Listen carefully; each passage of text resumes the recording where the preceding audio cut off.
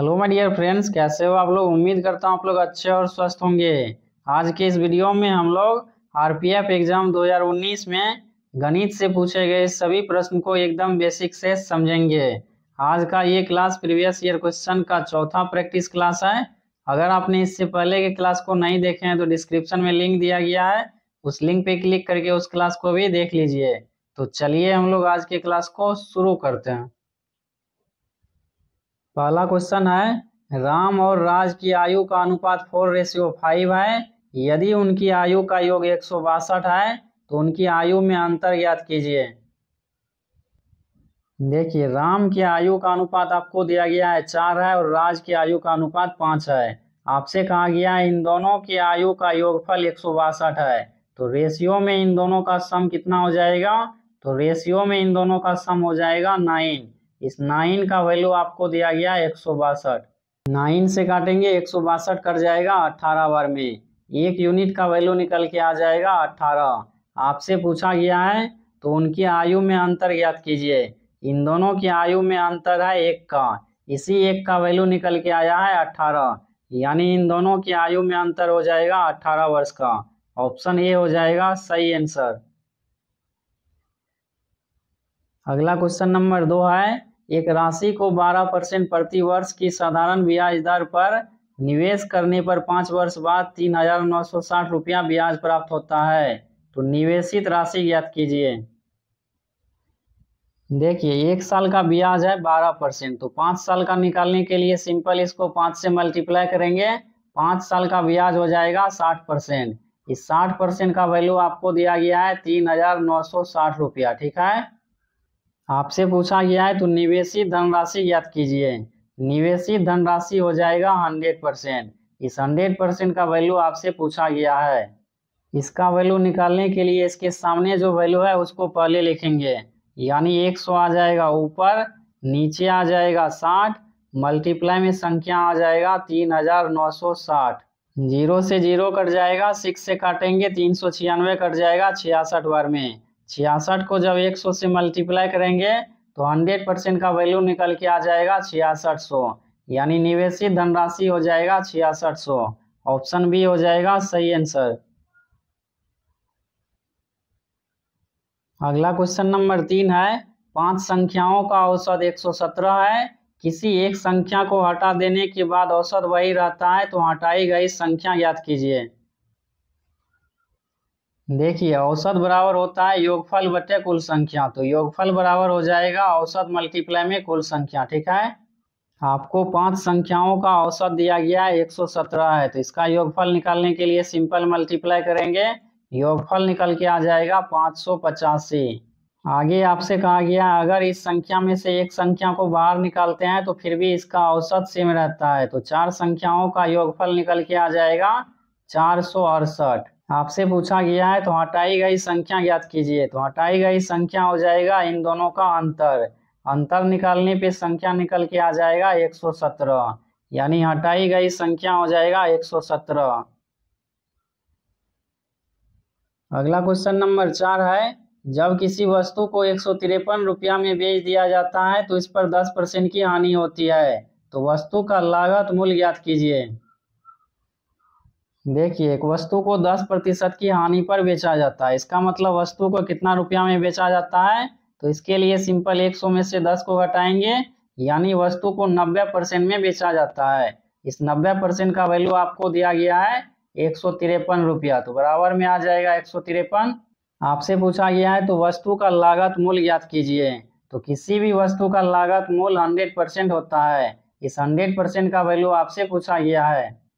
इसका वैल्यू निकालने के लिए इसके सामने जो वैल्यू है उसको पहले लिखेंगे, यानी 100 आ जाएगा ऊपर, नीचे आ जाएगा 90, मल्टीप्लाई में आ जाएगा 153। 0 से 0 कट जाएगा, 9 से काटेंगे 153 कट जाएगा 17 बार में। 100% का वैल्यू निकल के आ जाएगा 170, यानी वस्तु का क्रय मूल्य हो जाएगा 170। ऑप्शन डी हो जाएगा सही आंसर।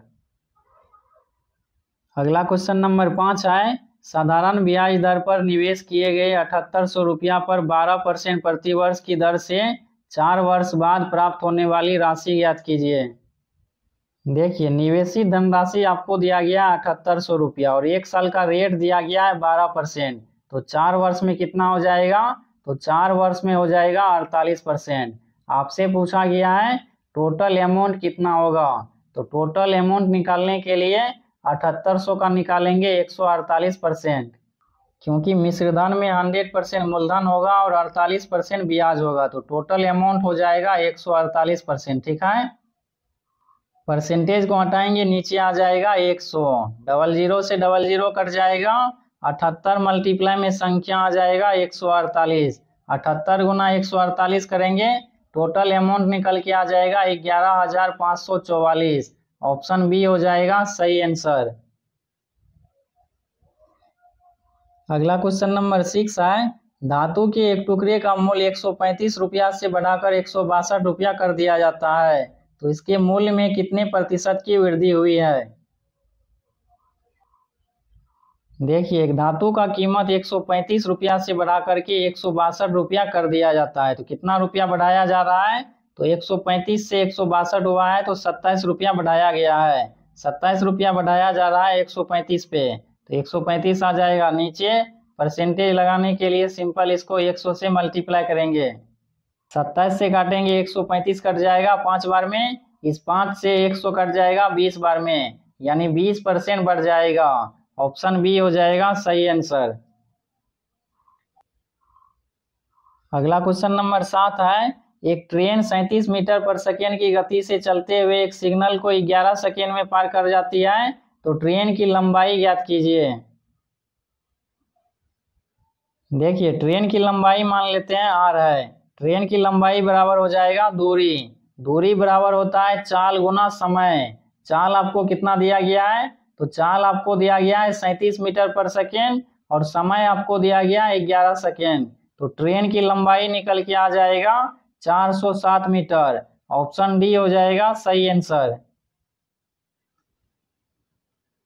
अगला क्वेश्चन नंबर 8 है, एक निश्चित राशि को 6:5 के अनुपात में विभाजित किया जाता है। यदि प्रथम भाग 72 रुपया हो तो कुल राशि ज्ञात कीजिए। देखिए एक निश्चित राशि का रेशियो आपको दिया गया है 6:5 है। आपसे कहा गया है प्रथम भाग 72 रुपया है, यानी इस 6 का वैल्यू आपको दिया गया है अमाउंट के रूप में 72 रुपया, जो कितना गुना है? जो 6 का 12 गुना है। आपसे पूछा गया है तो कुल राशि ज्ञात कीजिए।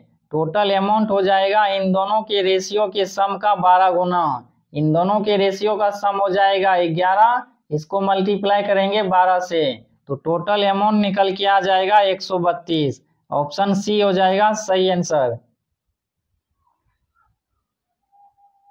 अगला क्वेश्चन नंबर 9 है, एक बॉक्स में 70 साबुन है जिनमें से 35 का उपयोग कर लिया गया है, तो बॉक्स में कितने प्रतिशत साबुन शेष है? देखिए एक बॉक्स में टोटल साबुन है 70, जिसमें से 35 साबुन का उपयोग किया जा चुका है। तो 70 में से अगर 35 का उपयोग किया जा चुका है तो बचा हुआ साबुन हो जाएगा 35। टोटल साबुन है 70। परसेंटेज लगाने के लिए सिंपल इसको 100 से मल्टीप्लाई करेंगे। 35 से काटेंगे 70 कट जाएगा 2 बार में, इस 2 से 100 कट जाएगा 50 बार में, यानी बचा हुआ साबुन का प्रतिशत हो जाएगा 50। ऑप्शन सी हो जाएगा सही आंसर। अगला क्वेश्चन नंबर 10 है, एक दुकानदार ने एक वस्तु को 96 रुपया में खरीदी और उसे 120 रुपया में बेच दिया, तो लाभ प्रतिशत ज्ञात कीजिए। देखिए एक वस्तु को 96 रुपया में खरीदा जाता है और इसी वस्तु को 120 रुपया में बेच दिया जाता है, तो कितने रुपया का प्रॉफिट हो रहा है? तो यहाँ पर प्रॉफिट हो रहा है 24 रुपया का। 24 रुपया का प्रॉफिट हो रहा है 96 रुपया पे, तो 96 आ जाएगा नीचे। परसेंटेज लगाने के लिए इसको 100 से मल्टीप्लाई करेंगे। 24 से काटेंगे 96 कट जाएगा 4 बार में, इस 4 से 100 कट जाएगा 25 बार में, यानी 25% का प्रॉफिट हो जाएगा। ऑप्शन डी हो जाएगा सही आंसर। उम्मीद करता हूँ आप लोगों को सभी प्रश्न अच्छी तरह से समझ में आ गया होगा। तो इस क्लास में इतना ही, मिलते हैं हम लोग अगले क्लास में। तब तक के लिए चैनल पर नए हैं तो चैनल को सब्सक्राइब कर लीजिए, ताकि आपको इसी तरह आगे का क्लास कंटिन्यू मिलता रहे।